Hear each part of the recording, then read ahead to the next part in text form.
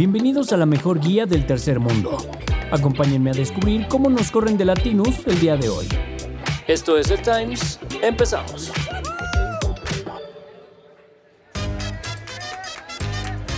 México Mágico.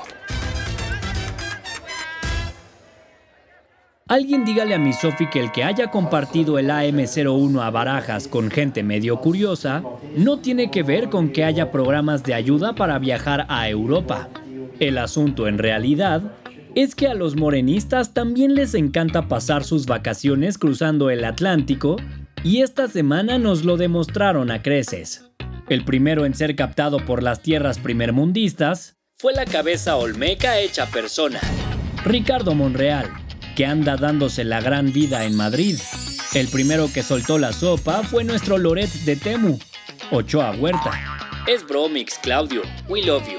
Quien contó que Monry andaba empedando en sala de despecho, porque no por estar en Madrid tienen buen gusto, por el cumpleaños de su compi Pedro Aces, el mismo diputado que armó su peda en el Sant Regis hace unas semanas. El asunto es que parte del festejo fue en el Rosewood Villamagna, así que Ricardito se vistió peor que taxista de la costera para grabar un video en el que salió a contar que se está quedando en un Ibis, que las vacaciones son por el 40 aniversario de bodas con su esposa y que todo lo pagó con su dinero. Dado que los diputados tienen un sueldo de 79,000 pesos mensuales, queda confirmado que Madrid ya es para cualquiera. Como se los contamos en la semana, en nuestra columna escrita por el CEO, vayan a leerla, que quedó buena, la división en Morena anda a tope. Prueba de ello es que con todo y que la doctora regañó a Monreal por andar quemando la Black en la madre patria, de la nada se le multiplicaron los compañeros austeros disfrutando de su Eurotrip. Escape debería de dejar de taguear al Cumbres y mejor mandar a sus PR a Morena, porque al parecer, la pobreza franciscana anda dejando más varo que el capitalismo mismo. Y es que también cacharon al famoso vendepatrias Miguel Ángel Yunes Linares, panista convertido al morenismo a cambio de su voto en la reforma judicial, en un beach club frente a Capri con botellitas de Krug, sus langostitas y hasta con mariachi, porque el dinero no nos quita lo corrientes. Pero no fue el único. También cacharon hasta las chanclas a un diputado de Morena, cuyo nombre es irrelevante pero es íntimo de Monreal, en el lío de Ibiza dándolo todo. Sinceramente está siendo un verano muy confuso. ¿En qué momento el Instagram de la doctora acabó teniendo más stories de amigos en Europa que el de mi Santi? Ya parece chiste, pero el jueves volvieron a cachar a otro morenito dándose la gran vida del otro lado del Atlántico. Esta vez fue el turno de Mario, no tan delgado, que seguramente perderá el apellido después de zumbarse tanto Pau de Deus.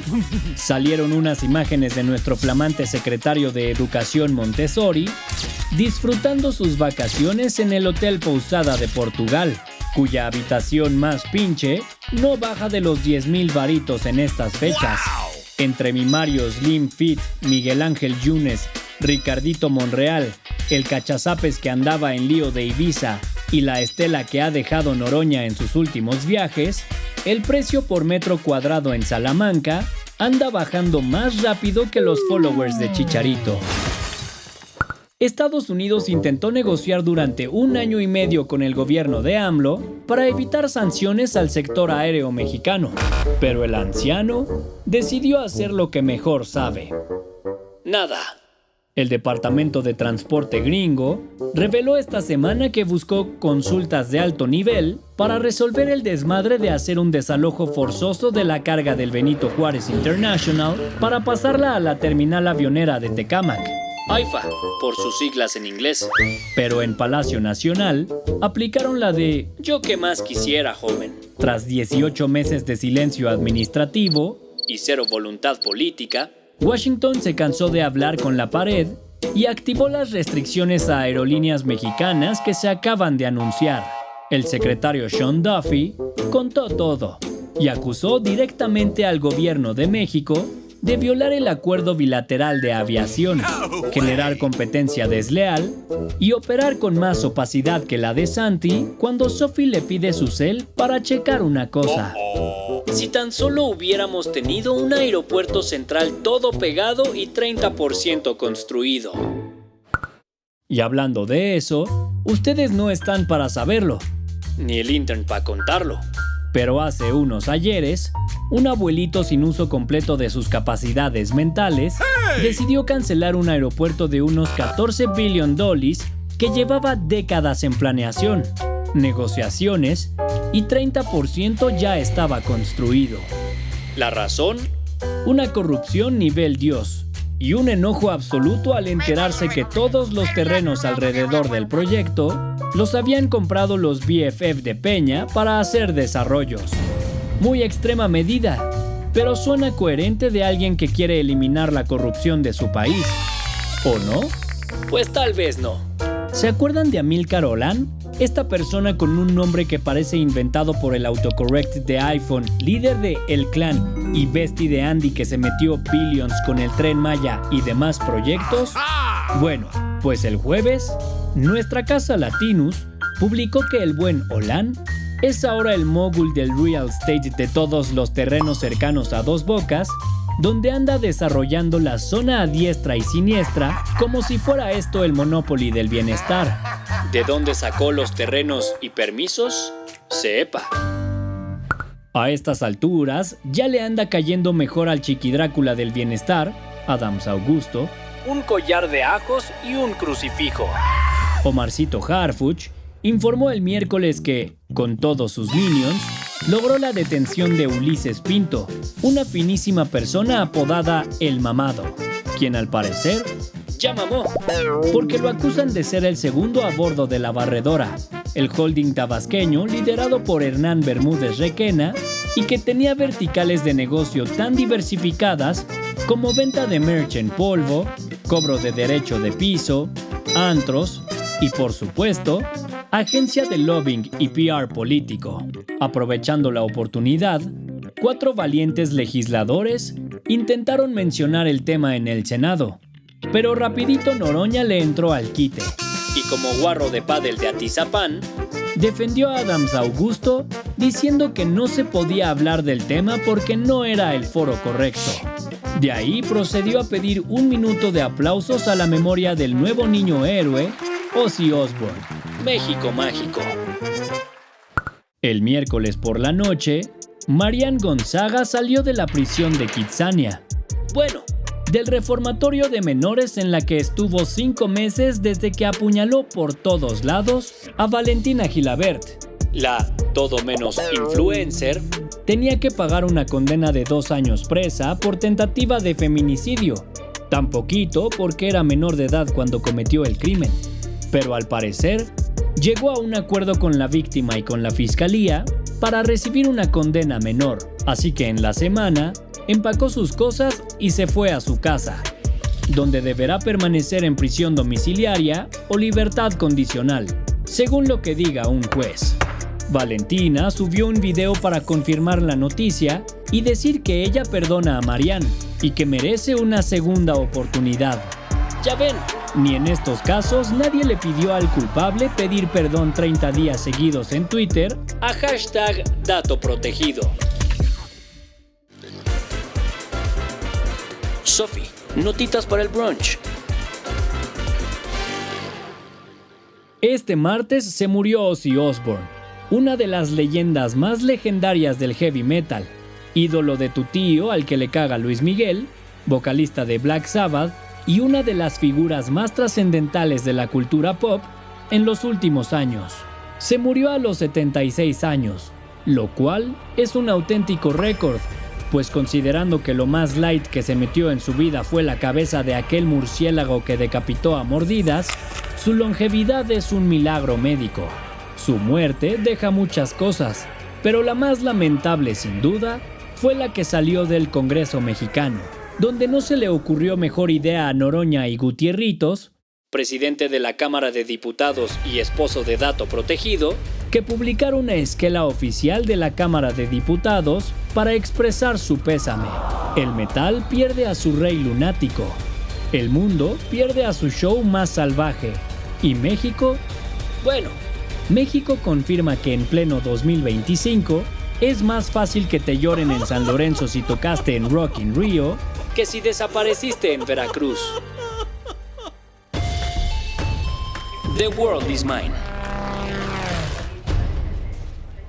¿Quién hubiera pensado que las perversiones sexuales de la albóndiga empanizada acabarían siendo una de las primeras grandes divisiones de MAGA? Resulta que como abuelo que se enfría sin dejar testamento, Jeffrey Epstein está causando un chingo de pedos ya muerto.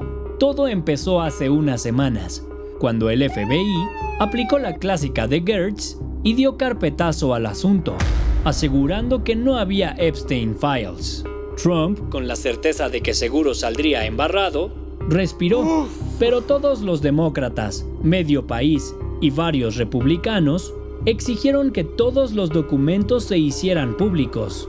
El asunto llegó hasta Capitol Hill, donde los Dems planeaban hacer una votación para exigirle a la Trump Administration liberar todo.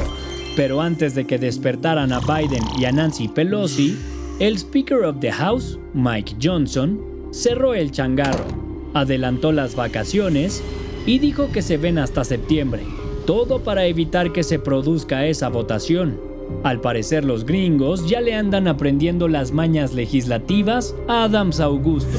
Vamos a ser claros, hay cosas evidentes en este mundo, queridos, tipo que la tierra es redonda, que las quesadillas van con queso, que Noroña huele a francés en el metro, y que su H medio, está hecho con las nalgas. ¿What? Pero sobre todo esto, hay una verdad perenne. Trump siempre ha estado en los Epstein Files. Aún así, el miércoles el Wall Street Journal soltó la bomba de que el Department of Justice le dijo al POTUS desde mayo que aparece repetidamente en los Epstein Files. Los mismos que, según dijo el Justice Department hace unas semanas, ni existen. No way. Con todo este escándalo, el Orax reaccionó al más puro estilo tabasqueño. Demandó al Wall Street Journal, preguntó cuánto gana Loré y dijo que si no filtraron nada de información, fue por respeto a las víctimas de Jeffrey. Y hablando del trompudo, el güey volvió a aplicar una de sus viejas confiables. Sacó a Estados Unidos de la UNESCO. Igualito que como lo había hecho en su primer periodo, Marco Blunt y su Departamento de Estado informaron que se saldrían de la agencia de la ONU encargada de la educación, la ciencia, la cultura y un chingo de cosas medio de hueva, pero aparentemente importantes para la humanidad. El Lorax aseguró que la UNESCO ya no conviene a los intereses nacionales, pues básicamente se la pasa aprobando resoluciones condenando a Israel. La medida entrará en vigor hasta finales del 2026. Miles de stories y tantas marchas desmadrando la Roma Condesa y la UNAM finalmente ya sirvieron de algo, porque Emmanuel Macron anunció el jueves que Francia reconocerá a Palestina como Estado. Mientras demanda a una influencer gringa por decir que su cougar nació hombre, el presidente de la DUE anunció a través de X que a partir de septiembre, cuando suceda la Asamblea General de la ONU, su país le dará full reconocimiento a los palestinians.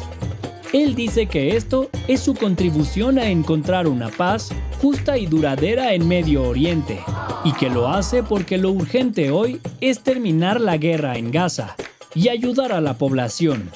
Veremos. Noticias del Apocalipsis. ¿Quién hubiera pensado que la siguiente World War iba a empezar en las mismas tierras que vieron a Miss Sophie sufrir su honeymoon, mordida por los changuitos de Fifi Islands y embarrada de caquita de elefante en Chiang Mai? Pero sí, al parecer las cosas se están prendiendo en la tierra de la última season de White Lotus. El jueves, soldados Pad Thai se dieron en la madre con soldados de Camboya en una zona fronteriza disputada por ambos países. Las tensiones ya venían desde hace unas semanas, pero llegaron a su clímax ahora, pues hubo disparos, lanzamiento de cohetes, drones tipo country clubs mexicanos y allegedly incursión de territorio contrario por ambos ejércitos. Dado el poderío militar de estos países, no sabemos si catalogar esto como guerra o madriza campal, pero ya veremos cómo evoluciona. Ya ven que a los gringos y a los rusos les mama meterse en este tipo de desmadritos. Porque no todo es pádel. Nos resistíamos a hablar del hermano de leche de Diego Dreyfus, pero todo tiene un límite. El Chicharito lleva semanas en un brote psicótico digno de estandopero mexicano usando Saint Laurent. Esta nueva cruza entre el Temach Adrián Marcelo y el Máster Muñoz ahora sube videos diciendo que las mujeres están fracasando y deberían encarnar su energía femenina, cuidar el hogar, limpiar y dejarse liderar por un hombre. Mujeres están fracasando, están erradicando la masculinidad, haciendo a la sociedad hipersensible. Encarnen su energía femenina, cuidando, nutriendo, recibiendo, multiplicando, limpiando, sosteniendo el hogar, que es el lugar más preciado para nosotros los hombres. No le tengan miedo a ser mujeres. La primera en salir a regañarlo fue Michambi, que aunque le pidió permiso a su jefe para decirlo, aseguró que Javier tiene mucho que aprender. Es muy buen futbolista, el Chicharito. Pero en el caso de su opinión respecto a las mujeres, pues yo creo que todavía tiene mucho que aprender. Luego salieron las Chivas con un comunicado lavándose las manos. Su patrocinador Puma sacó algo en el mismo tono y luego la Federación Mexicana de Fútbol dijo que su comité de género le había puesto una multa económica y lo había amenazado con enojarse muchísimo si volvía a subir algo parecido. No es por meter desmadre aquí, pero quizá habría que empezarnos a cuestionar si Diego Dreyfus no está para desbancar a mi Bernie Madoff como el estafador más grande de los últimos tiempos. Y es que después de robarle millones a mi Chicharito vendiéndole auténticamente humo premium, uno esperaría que por lo menos le ayudara a hacer un manejo de crisis sensato. Pero ¿quién puede confiar en los pelones? Después del burn monumental, y bien merecido, que estaba recibiendo, el jueves Javier reapareció en un statement hecho con el ChatGPT gratis para lamentar cualquier confusión o malestar que sus palabras pudieran haber provocado, pero ninguna disculpa. Lo único padre de todo esto es que ya tenemos a nuestro propio Britney Spears del bienestar. Ha sido una semana verdaderamente dura para el target market de Asepsia. Después de que se les fue Ozzy Osbourne, también murió Hulk Hogan a los 71 años. Era uno de los güeyes más icónicos de la WWE, después de la actual Secretaría de Educación de Trump, y se convirtió en una auténtica celebridad pop cuando las luchas libres gringas se volvieron mainstream a nivel global. Según informó su familia, el Rey Misterio, que no tenía pedos con Ice, murió de un paro cardíaco en su casa de Florida. En la semana que nos enteramos de su muerte, en la H-redacción de El Times, bromeamos que seguro el Gutierritos mandaría una esquela a nombre de la Cámara de Diputados. Y casi le atinamos, porque el gobierno de Puebla sí lo hizo. ¡Oh, no! Santi, noticias para el Morning Call. Qué bonito es ver en acción las fuerzas del mercado. Después de que AMLORD pasó todo su sexenio pegándole a Iberdrola por supuesta corrupción, ahora que la empresa decidió irse de México, la doctora anda rogándoles que por favor se queden. El miércoles, una de las mayores compañías energéticas de Europa informó que ya había contratado un banco para ayudarles a vender 15 plantas en México para poder hacer sus maletas y agarrar el primer Iberia que los lleve de regreso al primer mundo. El pedo es que mis iberdrolos dejaban una cantidad impresionante de pesetas en el país, así que el jueves, la peor Shark del mundo, incluyendo a Patricia Armendáriz, con la cola entre las patas, les dijo que no tendrían por qué retirarse de México si acá los TQM muchísimo y tienen toda la certeza legal para hacer negocios. Al parecer, joder el mercado, Darle todo a la CFE de Bartlett e insultarlos peor que a Loret es la definición morenita de certeza jurídica. Si la Bolsa Mexicana de Valores ya encontró un nuevo amor, el Intern aún tiene esperanzas. Tras 7 años de una sequía más dura que los veranos en Chihuahua, el miércoles el mercado bursátil mexicano tuvo su primer IPO. Se trata del de Fibra Next, el spin-off de activos industriales de Fibra 1, que logró colocar 80 millones de certificados bursátiles fiduciarios inmobiliarios. El Intern estudió comunicación en la Ibero, así que no tiene NPI de que sea eso, pero sonaba mamalón para rellenar la nota. Con los que logró recaudar unos 8,000 millones de varitos. Sentimos que Fibra Next sintió su llegada a la BMW como Louis Armstrong, ¿o era Neil?, pisando la luna. A ver si con esto, la banda de la Comisión Nacional Bancaria y de Valores se pone las pilas y deja de hacer que los procesos de listado sean menos amigables que meterse a Tepito usando Rolex. Pemex sigue más endeudado que mi Santi intentando pagar su MBA en NYU, porque no lo aceptaron en Wharton ni en Chicago. Loser. Pero fear not, que Hacienda sacó la varita mágica para lanzarle otro balón de oxígeno a la petrolera favorita de la patria. El nuevo plan: ayudar a que la paraestatal pague la deuda que debe. Con más deuda, pero barata. Eso sí, principalmente porque ahora es el gobierno pidiendo el varo, y ya no Pemex misma. Puesto de otra forma, esto es como cuando Santi se pasó de tueste con su Amex. No tuvo suficiente para pagarla. El banco no le quiso prestar varo. Entonces su papá tuvo que ir a poner la cara para que se lo prestaran a él. Entre los acreedores, por supuesto, está el siempre astuto tío Slim, a quien Pemex le debe unos $700 millones en perforaciones. Creo que todos los mexicanos estaríamos de acuerdo si ya mejor le regalamos Pemex a Slim directamente para que algún día se vuelva rentable. O por lo menos nos deje de costar más caro que tener un hijo tonto en Harvard. Esto fue el Times. Ahora sí, los dejamos seguir salvando a México. XOXO.